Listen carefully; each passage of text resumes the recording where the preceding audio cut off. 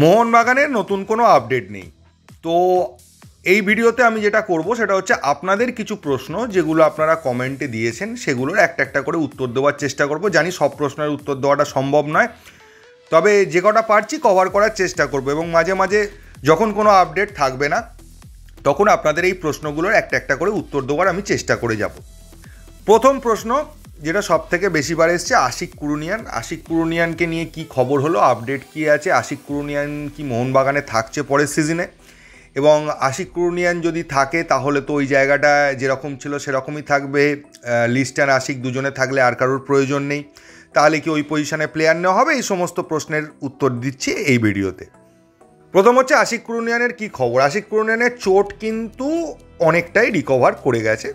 চোট নিয়ে আশিক কুরুনিয়ানের কোনো সমস্যা আপাতত নেই, কিন্তু চোট সেরে যাওয়া মানে সে একদম পুরনো ফর্মে ফিরে এসছে এবং একদম নামলেই মাঠে ফুটবল খেলতে পারবে এরকম অবস্থা কিন্তু নয়।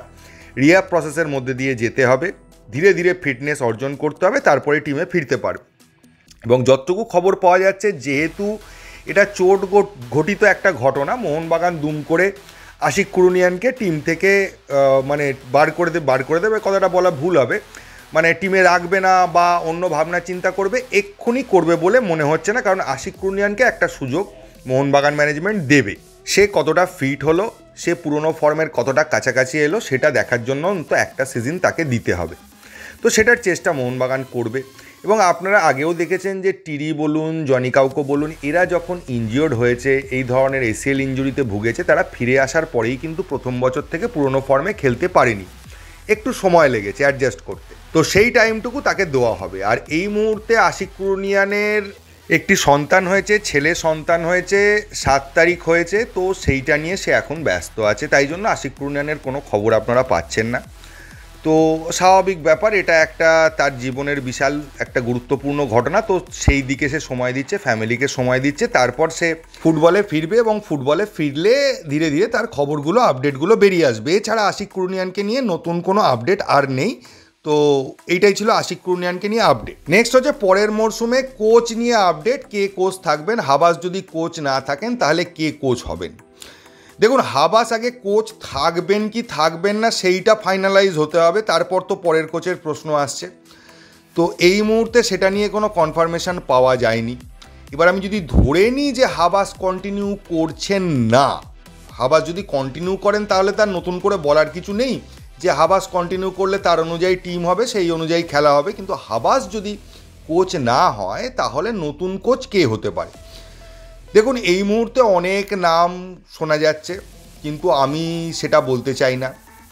আমার কাছে লাস্ট যেটুকু খবর ছিল সেটুকু আপনাদের জানাতে পারি, যে মোহনবাগানের নজরে কিন্তু একজন বিশ্ববিখ্যাত কোচ রয়েছেন, যিনি বিশ্বের অন্যতম সেরা লিগের অন্যতম সেরা একটি দলকে একসময় কোচিং করিয়েছেন এবং তার সঙ্গে মোহনবাগান ম্যানেজমেন্ট অনেক দূর কথাবার্তা বলে রেখেছিল, কিন্তু ফাইনালাইজ হয়নি। হাবাস ডিসিশান নেওয়ার পরেই সেই কোচের ফাইনালাইজেশন হবে এবং সেটাও টোটালি ডিপেন্ড করছে যে হাবাস কি বলছে তার ওপর। এর বেশি নতুন কোচ নিয়ে কোনো নাম আমাদের কাছে অন্তত এসে পৌঁছয়নি বা কোনো প্রপার আপডেট পাওয়া যায়নি। কিছু জায়গা থেকে অনেক নাম উঠেছে, সেগুলোর সত্যতা সম্পর্কে সত্যি বলছি আমার কিন্তু কিছু জানা নেই। আমার কাছে লাস্ট খবর ছিল যে মোহনবাগানের কোচ হবে তিনি কিন্তু বিশ্ব ফুটবলে একজন পরিচিত নাম এবং খুব বড় মাপের কোচ। এখানে অনেকে ক্লিন্সম্যানের নাম বলেছেন, কোনো একটা জায়গা থেকে খবরটা উঠেছে, আমি এর সত্যতা জানি না। তবে ক্লিন্সম্যানকে নিয়ে আমি এটাই বলতে চাই যে ক্লিন্সম্যান যত বড় লেভেলের ফুটবলার ছিলেন, কোচ হিসেবে কিন্তু তিনি অত বড় লেভেলের কোচও ছিলেন না। এখন মোহনবাগানের পরিপ্রেক্ষিতে দেখলে যে ক্লিন্সম্যান যদি আসে সেটা মোহনবাগানের জন্য বিশাল ভালো হবে, কারণ ক্লিন্সম্যান মোহনবাগানের তুলনায় বিশাল বড় লেভেলের কোচ। কিন্তু আমার কাছে যে খবরটা ছিল একজন বড় লেভেলের নাম করা কোচ আসবেন, যাকে কোচ হিসেবেই মানে ম্যাক্সিমাম ফুটবল ওয়ার্ল্ড চেনে, একজন ভালো কোচ হিসেবে এরকমই একজনের আসার কথা ছিল, তখনকার কথা বলছি যখন আমি খবরটা পেয়েছিলাম। তো ক্লিন্সম্যান ফুটবলার হিসেবে যত বড়, কোচ হিসেবে কিন্তু তত বড় নয়, তাই ক্লিন্সম্যানের ব্যাপারটা নিয়ে আমি কিছু বলতে পারছি না। নেক্সট হচ্ছে বিদেশি প্লেয়ার রিক্রুটমেন্ট নিয়ে এখনো পর্যন্ত কোনো খবর পাওয়া যাচ্ছে না কেন মোহনবাগানের তরফ থেকে? তার উত্তরে এটাই বলবো যে মোহনবাগান কিন্তু আগে ইন্ডিয়ান প্লেয়ারদের রিক্রুট করবে, তারপরই বিদেশিদের দিকে ঝাঁপাবে। তার কারণটা খুব পরিষ্কার, ভারতীয় সার্কিটে ইন্ডিয়ান ভালো ফুটবলার কিন্তু হাতে গোনা কয়েকজন আছে। তো তাদের ডিমান্ডটা সবসময় বেশি থাকে, কারণ প্রত্যেকটা ক্লাবই ইন্ডিয়ান প্লেয়ারদের নিতে চায়, ভালো প্লেয়ারদের দিকে ঝাঁপায়।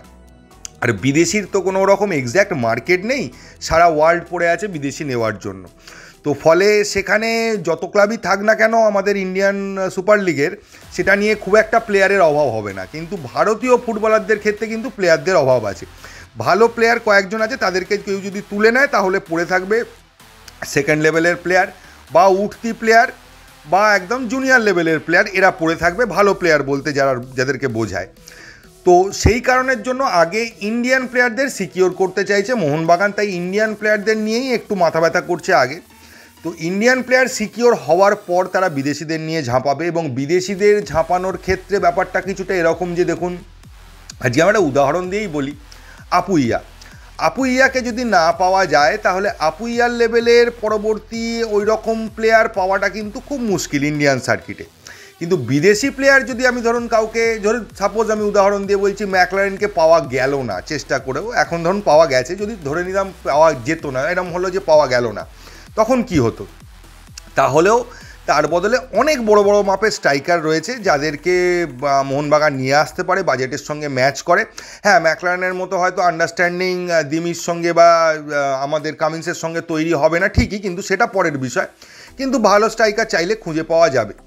তো এই কারণের জন্যই কিন্তু বিদেশিদের মানে নেওয়ার পেছনে ছোটাছুটিটা অনেক কম দেখা যাচ্ছে মোহনবাগানের ক্ষেত্রে, বা খবরগুলো কম বেরোচ্ছে।